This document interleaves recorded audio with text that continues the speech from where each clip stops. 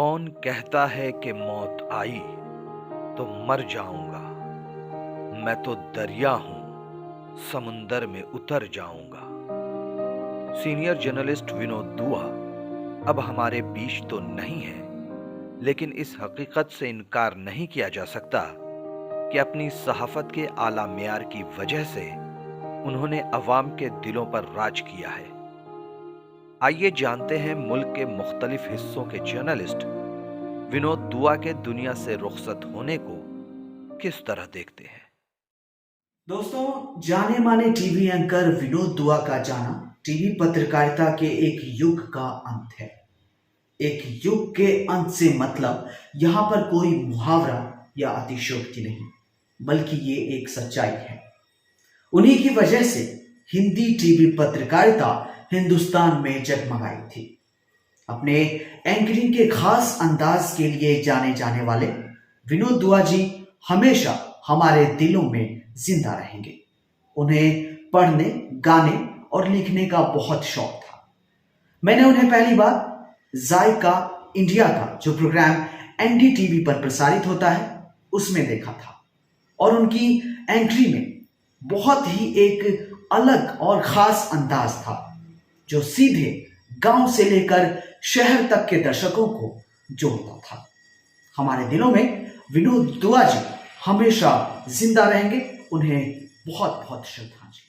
इस बिकी हुई पत्रकारिता के दौर में जब पत्रकारिता का झूठा लिबादा ओढ़े हुए अक्सर लोग सत्ता के सामने लेटे हुए, ऐसे हालात में सीनियर जर्नलिस्ट विनोद दुआ का इस दुनिया से रुखसत हो जाना न केवल पत्रकारिता के लिए अपूर्णीय क्षति है, बल्कि हर उस इंसाफ पसंद इंसान के लिए भी बहुत बड़ा नुकसान है और किसी झटके से कम नहीं है जो जात पात धर्म पंथ से ऊपर उठकर एक इंसाफ पसंद शहरी कहलाता है। याद रहे कि विनोद दुआ वो व्यक्ति थे जिन्होंने अपने 42 साल पत्रकारिता के करियर को बहुत ही जिम्मेदारी के साथ गुजारा। चाहे वो प्रिंट का दौर हो, टेलीविजन का दौर हो, डिजिटल युग हो, उन्होंने हर युग में अपनी जिम्मेदारी को बखूबी निभाया। न सिर्फ निभाया बल्कि उन्होंने पत्रकारिता की एक लाइन खींची और सच्ची पत्रकारिता क्या होती है उन्होंने 42 साल तक प्रैक्टिकली करके दिखाया। ये हमारे लिए रोल मॉडल थे और हम ये कोशिश करेंगे कि जो उन्होंने पत्रकारिता की लाइन खींची है हम उसी लाइन पर चलकर पत्रकारिता करने की कोशिश करेंगे। यही हमारी तरफ से उनको सच्ची श्रद्धांजलि होगी। विनोद दुआ मुल्क के एक अजीम सहाफ़ी थे। आप इस शोर शराबे की दुनिया में एक आवाज़ थे। आप अवाम की आवाज़ थे, अवाम के तर्जुमान थे। आपके चले जाने से ना सिर्फ मीडिया बल्कि लोगों का भी बहुत बड़ा नुकसान हुआ है, जिसका भर पाना बहुत मुश्किल है। जो विनोद दुआ जी का जो लहजा था, जो बात करने का तरीक़ा था, वो उन्हें दूसरे जर्नलिस्टों से बिल्कुल मुनफरिद बनाता था। कैसी ही कठिन बात क्यों ना हो, उसे एकदम सादे से लहजे में विनोद दुआ जी बयान फरमाते थे। यानी कि किसी पर तनकीद भी करना हो तो उनकी बॉडी लैंग्वेज जारहाना नहीं होती थी।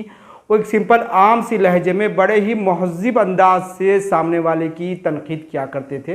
यानी कि कंस्ट्रक्टिव जर्नलिस्ट विनोद दुआ जी थे। विनोद दुआ की पत्रकारिता की धार उस वक्त भी बनी रही जब पत्रकारिता को येलो जर्नलिज्म का नाम दिया जा रहा था, जब पत्रकारिता को जर्नलिज्म को बायस जर्नलिज्म कहा जा रहा था, जब पत्रकारों को गोदी मीडिया के पैरोकार कहा जा रहा था।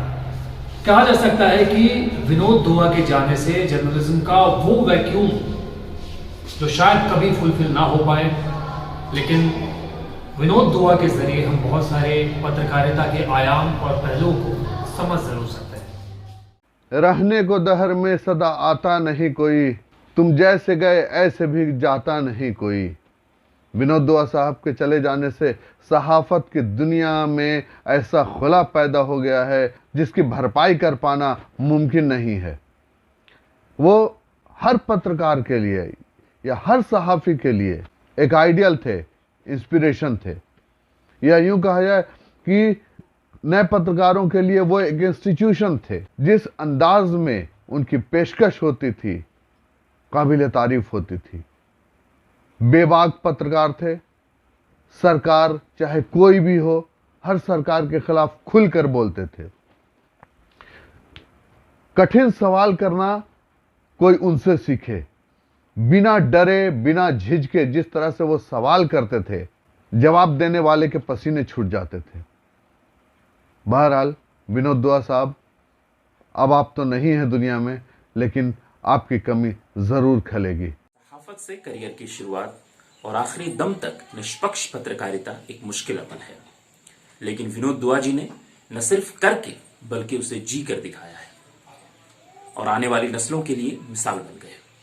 ऐसे वक्त में जब जमहूरियत के तहफ़्फ़ुज़ की खातिर आवाज बुलंद करने की जरूरत है, उनका खामोश हो जाना अफसोस का मकाम है।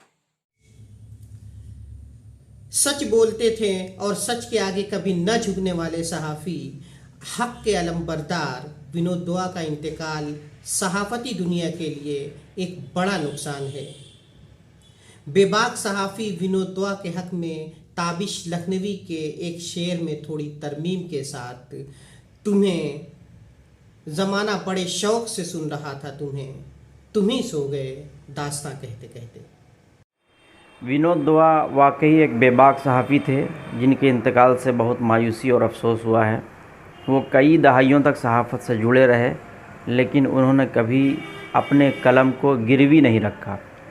वो ऐसे दौर में भी बेबाकी के साथ बोलते रहे जब सहाफ़ियों पर शिकंजा कसा जाने लगा, उन्हें परेशान किया जाने लगा।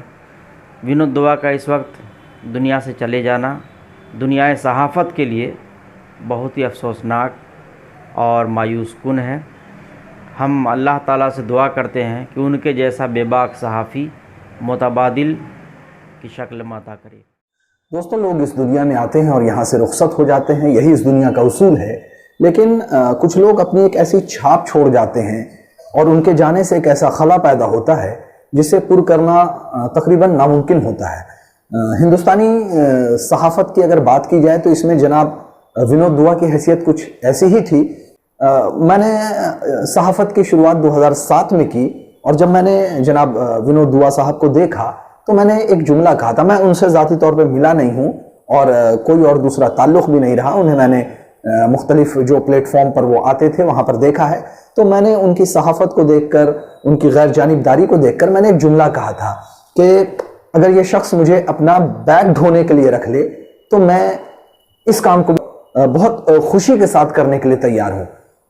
तरह तरह के हालात आए उनके सामने, लेकिन उन्होंने अपने उसूल में किसी तरह का समझौता नहीं किया और जिस तरह की सहाफ़त के लिए वो जाने जाते थे वो उसी तरह की सहाफ़त अपनी तमाम ज़िंदगी करते रहे।